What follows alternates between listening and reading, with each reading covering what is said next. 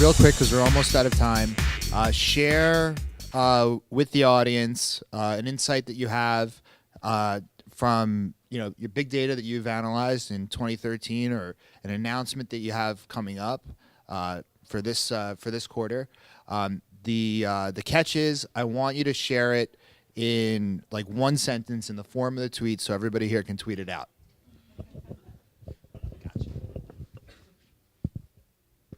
140 characters. 140. Right. Come on, we think that way now. God, I hope not. I think we do, actually. It's our fault. So 300,000 jobs created in the last 2 years. The average number of candidates per job across all industries is, right? We are in a crisis. There's hundreds of people applying to jobs, and you get flooded in resumes, and right? 300,000 jobs created in the last 2 years. The average number of candidates per job is 7. And that is not enough to hire someone. I've done such a lot of talking. Why don't you come back to me? Let's see. We actually do very little with big data, so I'm not sure that I'm like totally the right person to talk about big data with respect to hiring, because most of our stuff takes place after you've hired someone. But I'll. Same here. I mean, for us, God, I'm trying to think exciting things that are happening. Again, speaking from the legislative end, immigration reform looks very promising. We have an open window this spring. The House has passed several bills through conference, through their committees, and so we are very confident, and as an organization are going to do everything we can to ensure that this passes. So for us, that means pushing members of Congress again to make this an issue for everybody, for the country, and to again make it a reality.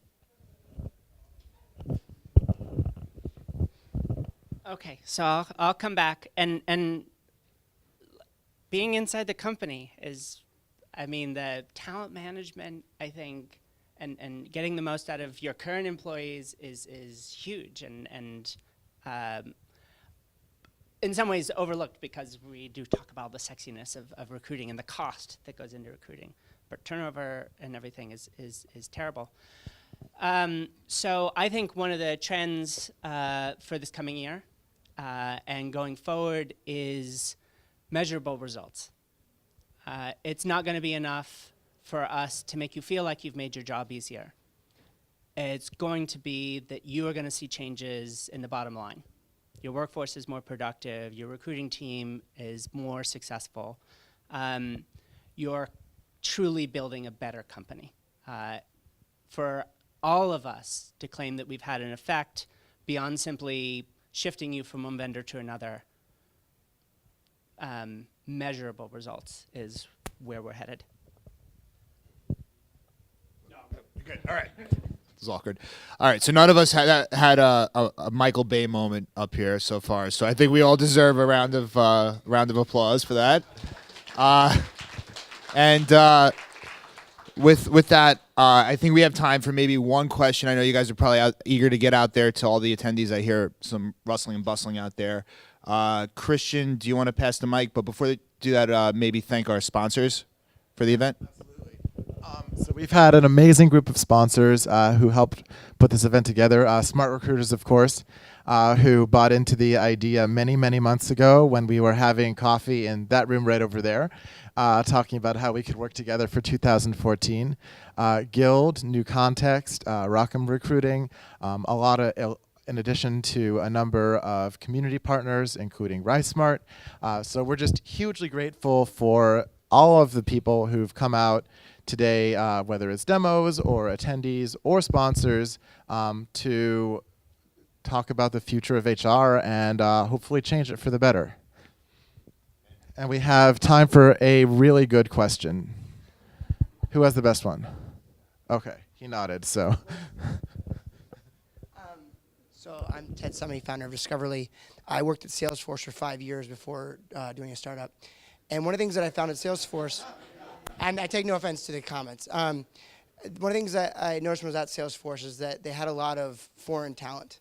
And was what a competitive advantage of the larger companies because they can afford the H-1B process, both the legal and the fee of it. And I guess the question is there any process on the legal side to make H-1Bs more accessible, both from a litigation, from like a legislative perspective, like legal fees, as well as the actual cost of the H-1B visa?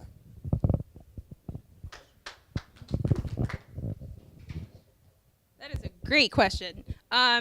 I mean, I don't know the specifics of the fees, or if in terms of accessibility. I think one of the things that we're trying to, or Congress, of course, is trying to do, is just increase the cap. We think that is one of the solutions to the problem. We think that there is limited, and I understand where you're coming from in terms of companies having access to H-1Bs. But we do understand that there will be a smarter process in terms of distribution. There will be specific requirements to how folks obtain H-1B visas, so the conditions will change. So I believe that will definitely help increase the chances of those obtaining H-1B visas.